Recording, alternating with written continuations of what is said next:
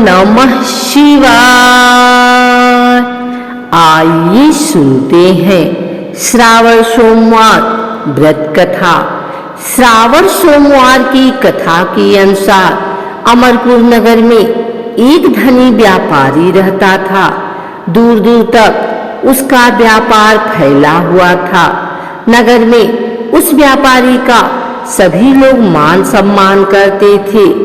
इतना सब कुछ होने पर भी वह व्यापारी अंतर्मन से बहुत दुखी था, क्योंकि उस व्यापारी का कोई पुत्र नहीं था। दिन रात उसे एक ही चिंता सताती थी, उसकी मृत्यु के बाद उसके इतने बड़े व्यापार और धन संपत्ति को कौन संभालेगा। पुत्र पाने की इच्छा से वह व्यापारी प्रति सोमवार भगवान शिव की व्रत पूजा किया करता था। सायंकाल को व्यापारी शिव मंदिर में जाकर भगवान शिव के सामने घी का दीपक जलाया करता था। उस व्यापारी की भक्ति देखकर एक दिन पार्वती ने भगवान शिव से कहा, हे प्राणनाथ, यह व्यापारी आपका सच्चा भक्त है। कितने दिनों से यह सोमवार का व्रत और पूजा नियमित रूप से कर रहा है। भगवान, आप इस व्यापारी की मनोकामना अवश्य पूर्ण करें। भगवान शिव ने मुस्कुराते हुए कहा, हे पार्वती, इस संसार में सबको उसके कर्म के अनुसार फल की प्राप्ति होती है। प्राणी जैसा कर्म करता है उन्हें वैसा ही फल प्राप्त होता है। इसके बावजूद पार्वती जी नहीं मानी। उन्होंने आग्रह करते हुए कहा, नहीं प्राणनाथ, आपको इस व्यापारी की इच्छा पूरी करनी ही पड़ेगी। यह आपका अनन्य भक्त है। प्रति सोमवार आपका विधिवत व्रत रखता है और पूजा अर्चना के बाद आपको भोग लगाकर एक समय भोजन ग्रहण करता है। आपको इसे पुत्र प्राप्ति का वरदान देना ही होगा। पार्वती का इतना आग्रह देखकर भगवान शिव ने कहा, तुम्हारे आग्रह पर मैं इस व्यापारी को पुत्र प्राप्ति का वरदान देता हूँ, लेकिन इसका पुत्र 12 वर्ष से अधिक जीवित नहीं रहेगा। उसी रात भगवान शिव ने स्वप्न में उस व्यापारी को दर्शन देकर उसे पुत्र प्राप्ति का वरदान दिया और उसके पुत्र के 12 वर्ष तक जीवित रहने की बात भी बताई। भगवान के वरदान से व्यापारी को खुशी तो हुई, लेकिन पुत्र की अल्पायु की चिंता ने उस खुशी को नष्ट कर दिया। व्यापारी पहले की तरह सोमवार का विधिवत व्रत करता रहा। कुछ महीने पश्चात उसके घर अति सुंदर पुत्र उत्पन्न हुआ। पुत्र जन्म से व्यापारी के घर में खुशियां भर गई। बहुत धूमधाम से पुत्र जन्म का समारोह मनाया गया। व्यापारी को पुत्र जन्म की अधिक खुशी नहीं हुई, क्योंकि उसे पुत्र की अल्पायु के रहस्य का पता था। यह रहस्य घर में किसी को नहीं मालूम था। विद्यमान ब्राह्मणों ने उस पुत्र का नाम अमर रखा। जब अमर 11 वर्ष का हुआ तो शिक्षा लेने के लिए उसे वाराणसी भेजने का निश्चय हुआ। व्यापारी ने अमर के मामा दीपचंद को बुलाया और कहा कि अमर को शिक्षा प्राप्त करने के लिए वाराणसी छोड़ आओ। अमर अपने मामा के साथ शिक्षा प्राप्त करने के लिए चल दिया। रास्ते में जहां भी अमर और दीपचंद रात्रि विश्राम के लिए ठहरते, वहीं यज्ञ करते और ब्राह्मणों को भोजन कराते थे। लंबी यात्रा के बाद अमर और दीपचंद एक नगर में पहुंचे। उस नगर के राजा की कन्या के विवाह की खुशी में पूरे नगर को सजाया गया था। निश्चित समय पर बारात आ गई, लेकिन वर का पिता अपने बेटे के एक आंख से काना होने के कारण बहुत चिंतित था। उसे इस बात का भय रहता था कि राजा को इस बात का पता चलने पर कहीं वह विवाह से इनकार न कर दे, इससे उसकी बदनामी होगी।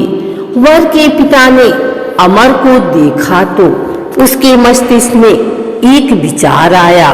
उसने सोचा, क्यों न इस लड़के को दूल्हा बनाकर राजकुमारी से विवाह करा दूं। विवाह के बाद इसको धन देकर विदा कर दूंगा और राजकुमारी को अपने नगर में ले जाऊंगा। वर के पिता ने इसी संबंध में अमर और दीपचंद से बात की। दीपचंद ने धन मिलने के लालच में वर के पिता की बात स्वीकार कर ली। अमर को दूल्हे के वस्त्र पहनाकर राजकुमारी चंद्रिका से विवाह करा दिया गया।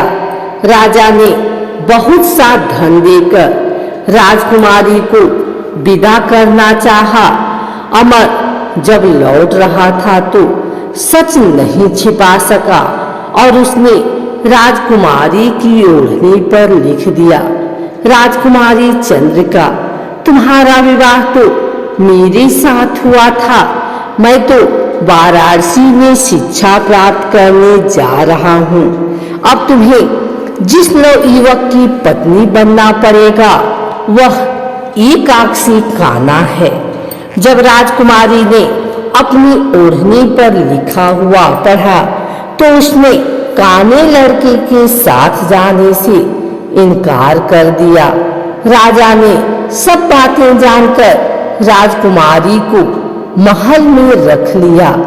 उधर अमर अपने मामा दीपचंद के साथ वाराणसी पहुंच गया। अमर ने गुरुकुल में पढ़ना शुरू कर दिया। जब अमर की आयु 12 वर्ष पूरी हुई तो उसने एक यज्ञ किया। यज्ञ की समाप्ति पर ब्राह्मणों को भोजन कराया और खूब अन्न वस्त्र दान किए। रात को अमर अपने शयन कक्ष में सो गया। शिव के वरदान के अनुसार शयनावस्था में ही अमर के प्राण पखेरु उड़ गए। सूर्योदय पर मामा अमर को मृत देखकर रोने पीटने लगे। आसपास के लोग भी एकत्र होकर दुख प्रकट करने लगे। मामा के रोने का विलाप स्वर सुनकर समीप से गुजरते हुए भगवान शिव और माता पार्वती ने भी सुना। पार्वती जी ने भगवान से कहा, प्राणनाथ, मुझसे इसके रोने के स्वर सहन नहीं हो रहे। आप इस व्यक्ति के कष्ट अवश्य दूर करें। भगवान शिव ने पार्वती जी के साथ अदृश्य रूप में समीप जाकर अमर को देखा तो पार्वती जी से बोले, पार्वती, यह तो उसी व्यापारी का पुत्र है जिसे मैंने 12 वर्ष की आयु का वरदान दिया था। इसकी आयु पूरी हो गई है। पार्वती जी ने फिर भगवान शिव से निवेदन किया, हे प्राणनाथ, आप इस लड़के को जीवित करें, नहीं तो इसके माता पिता पुत्र की मृत्यु के कारण रो रो कर अपने प्राणों का त्याग कर देंगे। इस लड़के का पिता तो आपका परम भक्त है। वर्षों से सोमवार का व्रत करते हुए आपको भोग लगा रहा है। पार्वती के आग्रह करने पर भगवान शिव ने उस लड़के को जीवित होने का वरदान दिया और कुछ ही पल में वह जीवित होकर उठ बैठा। शिक्षा समाप्त करके अमर मामा के साथ अपने नगर की ओर चल दिया। दोनों चलते हुए उसी नगर में पहुंचे जहां अमर का विवाह हुआ था। उस नगर में भी अमर ने यज्ञ का आयोजन किया।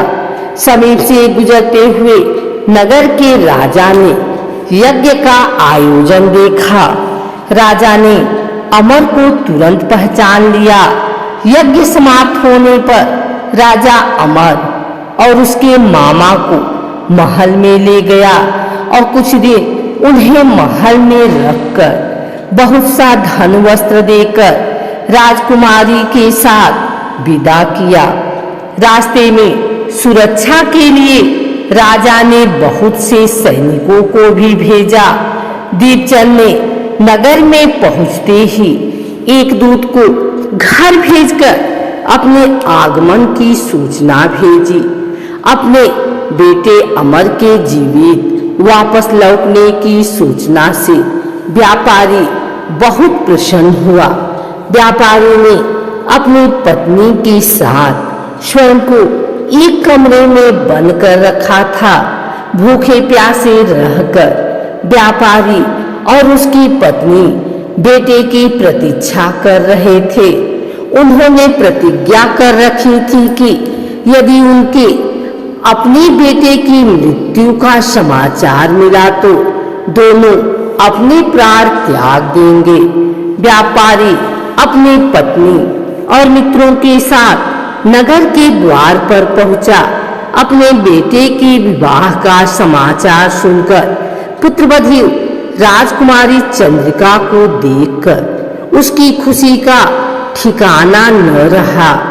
उसी रात भगवान शिव ने व्यापारी के स्वप्न में आकर कहा, हे श्रेष्ठी, मैंने तेरे सोमवार के व्रत करने और व्रत कथा सुनने से प्रसन्न होकर तेरे पुत्र को लंबी आयु प्रदान की है। व्यापारी बहुत प्रसन्न हुआ। सोमवार का व्रत करने से व्यापारी के घर में खुशियां लौट आई। शास्त्रों में लिखा है कि जो स्त्री पुरुष सोमवार का विधिवत व्रत करते और कथा सुनते हैं, उनकी सभी मनोकामनाएं पूर्ण होती हैं।